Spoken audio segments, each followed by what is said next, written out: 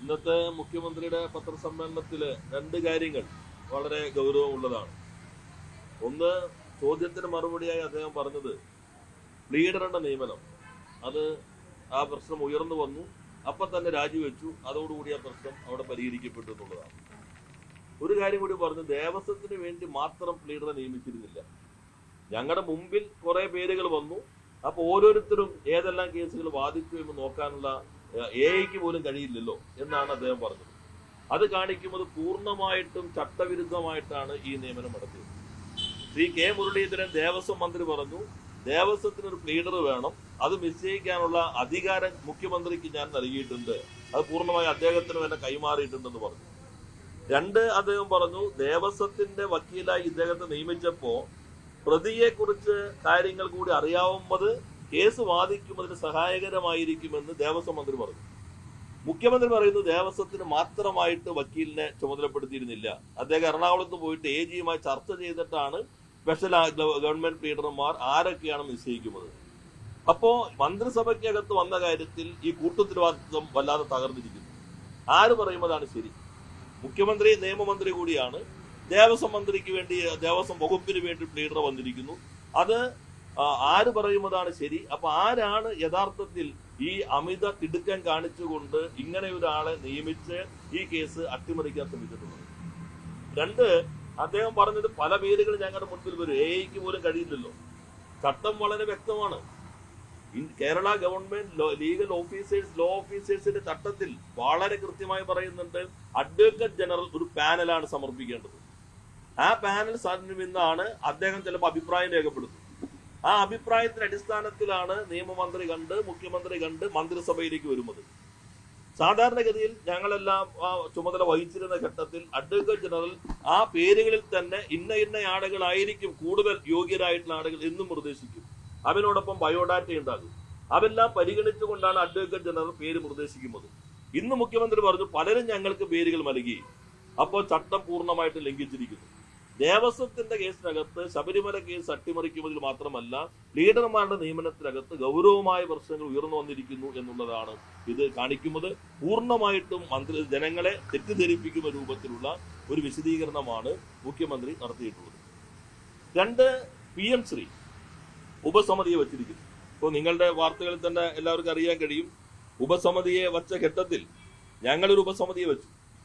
അന്ന് മുഖ്യമന്ത്രി നടത്തിയ പ്രതികരണത്തെ കൂടി പരിഹസിച്ചുകൊണ്ട് അന്നത്തെ പ്രതിപക്ഷ നേതാവ് പറഞ്ഞ കാര്യം, ചിരിയല്ല മറുപടി, PM ശ്രീ പദ്ധതിയിലെ മന്ത്രിസഭാ ഉപസമിതി തട്ടിപ്പ് CPI മുഖ്യമന്ത്രി വിദഗ്ധമായി പറ്റിച്ചു. അപ്പൊ ഒരു ഉപസമിതി എന്നുള്ളത് തട്ടിപ്പാണ് എന്ന് പറഞ്ഞ അന്നത്തെ പ്രതിപക്ഷ നേതാവ് മുഖ്യമന്ത്രിയായപ്പോ ഉപസമിതിയെ നിയമിച്ചിരിക്കുന്നു. എന്ന് മാത്രമല്ല, PM ശ്രീ തുടരുക എന്നുള്ള നിലപാട് മന്ത്രിസഭ സ്വീകരിച്ചിരിക്കുന്നു. അതിൽ അദ്ദേഹം പറഞ്ഞിട്ടുള്ളത് നേരത്തെ ഒപ്പുവെച്ചു, അവൻ ഇത് പണം വാങ്ങിക്കഴിഞ്ഞു. അപ്പോൾ പൂർണ്ണമായിട്ടും വസ്തുതയ്ക്ക് വിരുദ്ധമായ കാര്യങ്ങളാണ്.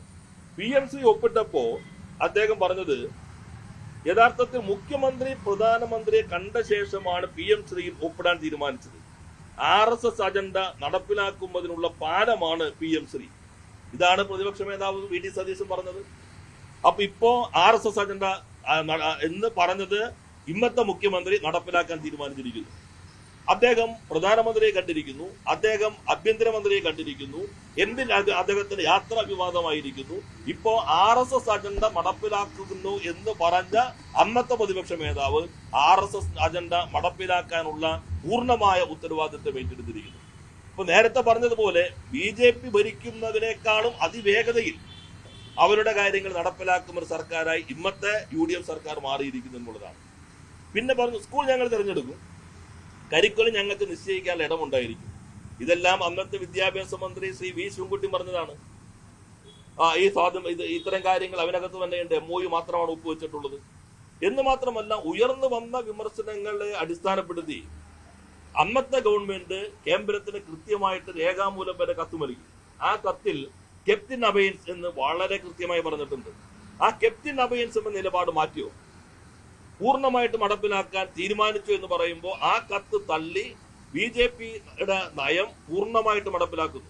അന്ന് പറഞ്ഞിരുന്നത് PM ശ്രീയുടെ ഒന്നാമത്തെ ഒബ്ജക്റ്റീവ്സ് ഈ സ്കൂളുകളെല്ലാം തന്നെ പുതിയ വിദ്യാഭ്യാസ നയത്തിന്റെ ഷോക്കേസായ സ്ഥാപനങ്ങളാക്കി മാറ്റുമെന്നുള്ളതാണ്. കേരളത്തിൽ മതനിരപേക്ഷ താല്പര്യമുള്ള ആളുകൾ പറയുന്നതിനപ്പുറത്ത് ഒരു കാര്യം കൂടി അന്നത്തെ പ്രതിപക്ഷ മേധാവ് പറഞ്ഞു. അന്നത്തെ പ്രതിപക്ഷ മേധാവ് പറഞ്ഞത് ഇത് രണ്ടുതരം സ്കൂളുകളെ കൂടി സൃഷ്ടിക്കും. PM ശ്രീ കുറച്ച് സ്കൂളുകൾ, വേറെ സ്കൂളുകൾ, അത് തെറ്റായ സമീപനം സ്വീകരിക്കും എന്ന് അന്ന് പറഞ്ഞ പ്രതിപക്ഷ മേധാവ് ഇപ്പൊ പൂർണ്ണമായിട്ടും RSS അജണ്ട നടപ്പിലാക്കുന്ന മുഖ്യമന്ത്രിയായി മാറിയിരിക്കുന്നു. ജനങ്ങളുടെ കണ്ണിൽ പൊടിയിടാനായിട്ട് തെറ്റായ വ്യാഖ്യാനം നടത്തിയിരിക്കുന്നു. PM ശ്രീക്ക് വേണ്ടി ഒരു പൈസ പോലും കേരളം വാങ്ങിയിട്ടില്ല. യഥാർത്ഥത്തിൽ എന്തായിരുന്നു മുഖ്യമന്ത്രി പറയേണ്ടിയിരുന്നത്? നിങ്ങൾ നൽകിയ പണം SSKക്കുള്ള പണമാണ്. SSK നടപ്പിലാക്കുന്നതിന് വേണ്ടി, സർവശിക്ഷ അഭിയാൻ നടപ്പിലാക്കുന്നതിന് വേണ്ടി PMC നടപ്പിലാക്കണമെന്ന് വ്യവസ്ഥയില്ല. കാരണം PMC ഇപ്പോൾ വന്നതാണ്, സർവശിക്ഷ അഭിയാൻ നേരത്തെ ഉള്ളതാണ്. സർവശിക്ഷ അഭിയാന്റെ പണമാണ് നിങ്ങൾ ഞങ്ങൾക്ക് നൽകിയത് എന്ന് മാത്രമല്ല, പിന്നീട് ദേശീയ വിദ്യാഭ്യാസ നിയമത്തിന്റെ ഭാഗമായി കേരളത്തിന് നൽകേണ്ട പണം നൽകിക്കഴിഞ്ഞപ്പോ സർവശിക്ഷ അഭിയാന് നൽകിയിട്ടുള്ള പണം അതിനകത്ത് വെട്ടിക്കുറയ്ക്കുകയും ചെയ്തു. അപ്പോ ഒരു പൈസ പോലും നൽകിയില്ല എന്ന് മാത്രമല്ല, ഈ തെറ്റായ രീതി സ്വീകരിക്കുമ്പോൾ ഞങ്ങൾക്ക് ഈ വ്യവസ്ഥ വെച്ച് നൽകിക്കൊണ്ടിരിക്കുന്ന ഫണ്ട് വെട്ടിക്കുറച്ച നടപടി തെറ്റ് എന്ന് പറയാനുള്ള ചങ്കൂറ്റം, യൂണിയൻ ഗവൺമെന്റിനോട് പറയാനുള്ള ചങ്കൂറ്റം കാണിക്കാതെ ഒരു വിനീതമായി ഈ RSSന്റെ BJPയുടെ തൊമ്മിയായി കേരളത്തിലെ ഗവൺമെന്റ് മാറിയിരിക്കുന്നു എന്നാണ് ഇത് കാണിക്കുന്നത്. ഇല്ലേ, കത്തിന്റെ കോപ്പി നിങ്ങളുടെ മാധ്യമങ്ങളുടെ കയ്യിലല്ലാണ്ടല്ലോ. ആ കത്തിൽ ആദ്യം നമ്മൾ ചീഫ് സെക്രട്ടറിയെ ചുമതലപ്പെടുത്തി, ചീഫ് സെക്രട്ടറിയെ പിന്മാറാൻ തീരുമാനിച്ചു. ഒരു ക്യാബിനറ്റ് സമിതിയെ നിശ്ചയിച്ചു. അതിനെ തുടർന്ന് ആ കത്തിനകത്ത് തന്നെ നിങ്ങളുടെ കയ്യിലും കോപ്പി ഉണ്ടാകേണ്ടതാണ്, എന്റെ കയ്യിലും അതിന്റെ കോപ്പി ഉണ്ട്.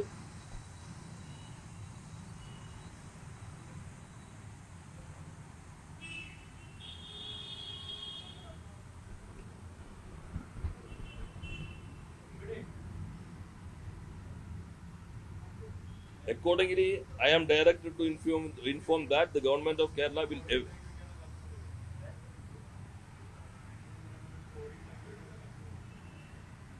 for facilitating same, the Council of Ministers decided to keep the implementation of the MOU in abeyance. The അന്നത്തെ സെക്രട്ടറി ഡോക്ടർ വാസുകി IAS കേന്ദ്രത്തിന് നൽകിയിട്ടുള്ളത് ആ കത്തിന്റെ കോപ്പിയാണ്. ഇത് മാധ്യമങ്ങളെല്ലാം തന്നെ അന്ന് പ്രസിദ്ധപ്പെടുത്തിയതാണ്. അതെ, അതിനകത്ത് എല്ലാം വിശദാംശങ്ങളുണ്ടല്ലോ, ആ കപ്പിനകത്തുണ്ട്. അപ്പൊ അത് നേരത്തെ തന്നെ അറിയിച്ചിരുന്നു, ഒരു സമിതിയെ രൂപീകരിച്ചു. അപ്പൊ ആ കെപ്റ്റിൻ അബേൻസ് നിൽക്കുമ്പോൾ തള്ളി പൂർണ്ണമായും നടപ്പിലാക്കാൻ പോകുന്നു. ഇത്ര വേഗത്തിൽ അന്ന് ഞങ്ങൾ പറഞ്ഞിരുന്നു ഈ കേരള കോൺഗ്രസ് ഗവൺമെന്റുകളെല്ലാം നടപ്പിലാക്കിയിരുന്നു. പക്ഷേ ഈ വന്ന വിമർശനങ്ങളെല്ലാം ഉൾക്കൊണ്ട് കെപ്റ്റിൻ അബേൻസ് വെച്ചു. അന്നത്തെ പ്രതിപക്ഷ മേധാവ് പറഞ്ഞു പ്രധാനമന്ത്രിയെ കണ്ടതിന് ശേഷം മുഖ്യമന്ത്രി നടപ്പിലാക്കി. ഇത് RSSും CPIയും തമ്മിലൊരു ഡീലാണ്. അപ്പോ ഇപ്പൊ പ്രധാനമന്ത്രിയെയും ആഭ്യന്തരമന്ത്രിയെയും കണ്ടതിന് ശേഷം പൂർണ്ണ വിധേയത്വത്തോടുകൂടി നടപ്പിലാക്കുന്നു. ഇതാണ് യഥാർത്ഥ ഡീൽ എന്ന് കേരളീയ സമൂഹം തിരിച്ചറിയുക തന്നെ ചെയ്യും.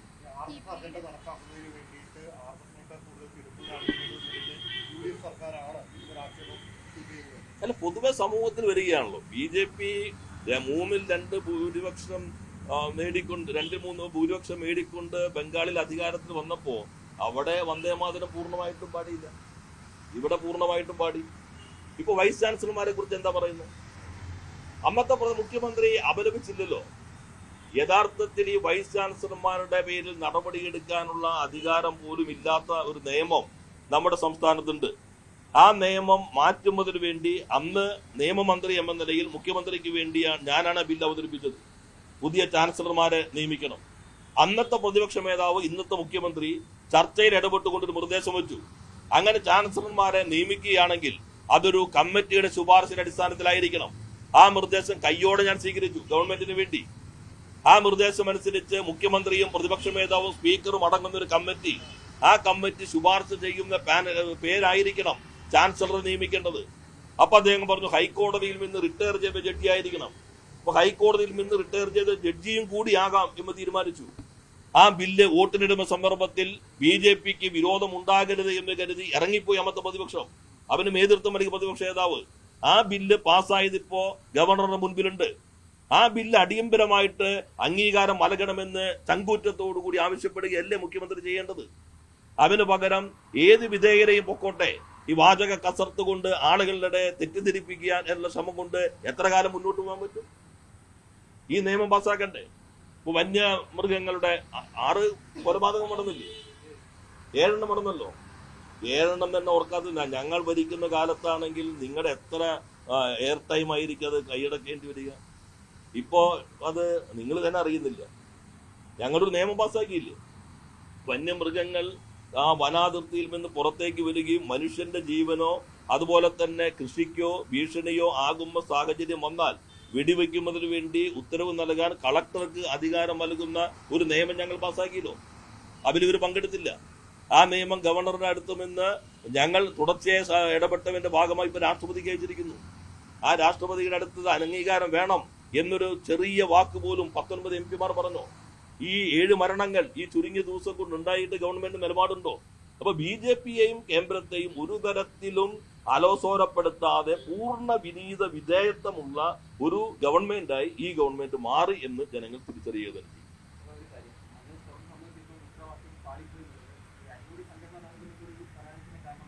അതിനെന്ന് ഞാൻ പറഞ്ഞതെന്ന് അവിടെ വന്ന കാര്യങ്ങളെല്ലാം മാർച്ച് പത്രസമ്മേളനത്തിൽ സൂചിപ്പിച്ച കാര്യങ്ങളാണ്. അത് നിങ്ങൾ അത്ര ശ്രദ്ധാപൂർവ്വം ഇരുന്ന് നോക്കാത്തതുകൊണ്ട് പറ്റിയതാണ്. ഞങ്ങൾ കൂട്ടായി നടത്തിയിട്ടുള്ള, അല്ലാണ്ട് എന്റേത് മാത്രമായൊരു നിഗമനവും അതിനകത്തില്ല. കൂട്ടായി നടത്തിയിട്ടുള്ള കാര്യങ്ങൾ സംസ്ഥാന കമ്മിറ്റി കഴിഞ്ഞ് പാർട്ടി സെക്രട്ടറി മാധ്യമങ്ങളോട് വിശദീകരിച്ച കാര്യങ്ങൾ തന്നെയാണ്.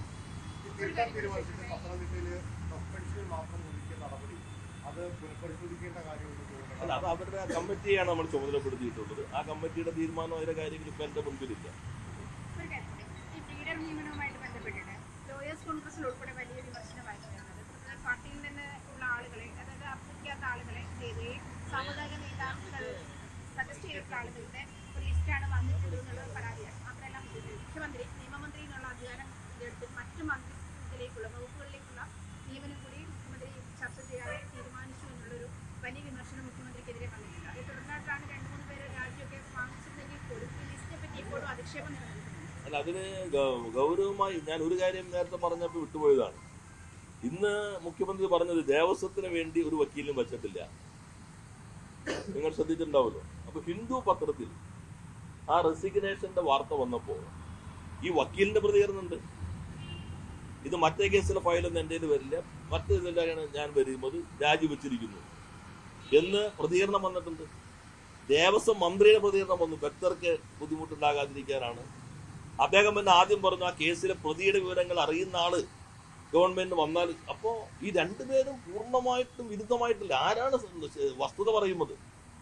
ഇങ്ങനെ വളരെ ആധികാരികമെന്ന മട്ടിൽ ജനങ്ങളെ ഈ സമൂഹത്തിൽ തെറ്റിദ്ധരിപ്പിക്കാൻ പാടുന്നു. പിന്നെ ഇവിടെ ചോദിച്ച ചോദ്യം അതിൽ ഗവൺമെന്റിന് തീരുമാനിക്കാം. പക്ഷെ അതിനൊരു ചട്ടമുണ്ട്. ആ ചട്ടമാണ് ഞാൻ നേരത്തെ പറഞ്ഞത്. ഏജ് ശുപാർശ ചെയ്തിട്ടുണ്ടോ പാനൽ? മന്ത്രിസഭയിൽ വന്നത് സാധാരണ അജണ്ടയാണോ ഔട്ട് ഓഫ് അജണ്ടയാണോ? സാധാരണ അജണ്ടയായിട്ട് ലീഡർ നിയമനങ്ങൾ പൊതുവെ വരാറുള്ളൂ. അങ്ങനെ വരുമ്പോൾ അതിന് എല്ലാ വശങ്ങളും പരിശോധിക്കാനായിട്ട് മന്ത്രിമാർക്ക് സമയം കിട്ടും. ഏതാണെന്ന് ഞാനിപ്പോ പറയുന്നില്ല. പക്ഷെ അദ്ദേഹം പറഞ്ഞത് പലരും നൽകിയ ശുപാർശകൾ AI ടൂൾ വെച്ച് പോലും ഞങ്ങൾക്ക് വിലയിരുത്താൻ പറ്റില്ല. അപ്പൊ ചട്ടവിരുദ്ധമാണ്. ഇതെല്ലാം പരിശോധിച്ചിട്ട് ബയോഡാറ്റ നോക്കി, ഹിസ്റ്ററി നോക്കി, ക്വാളിഫിക്കേഷൻ ഉൾപ്പെടെ നോക്കിക്കൊണ്ട് ശുപാർശ നൽകേണ്ട AG ആ ദൗത്യം നിർവഹിച്ചിട്ടില്ല എന്ന് മുഖ്യമന്ത്രി ഇന്ന് പത്രക്കാരോട് പറഞ്ഞിരിക്കുന്നു. അപ്പൊ ഈ ലീഡർ നിയമനം പൂർണ്ണമായും ചട്ടവിരുദ്ധമായിട്ടാണ് നടത്തിയത് എന്ന പ്രഖ്യാപനം മുഖ്യമന്ത്രി നടത്തിയിരിക്കുന്നു എന്നുള്ളത് അതീവ ഗൗരവമുള്ളതാണ്. കൂടുതൽ വാർത്തകൾക്ക് News 18 Keralam YouTube channel subscribe ചെയ്യുക.